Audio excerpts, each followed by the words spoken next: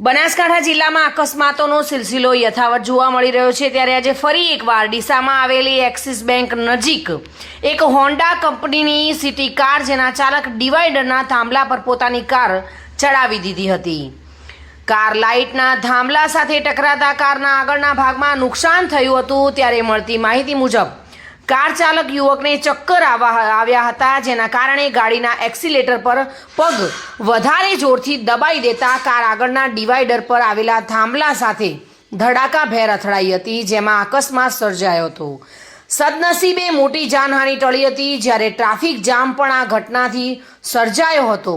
ત્યારે ક્રેનની મદદથી આ કારને સાઈડમાં કરવામાં આવી હતી અને સિટી ટ્રાફિક પોલીસ દ્વારા ટ્રાફિક જામને ખુલ્લો મુકાયો હતો। Reena Parmar, today news, Gujarati.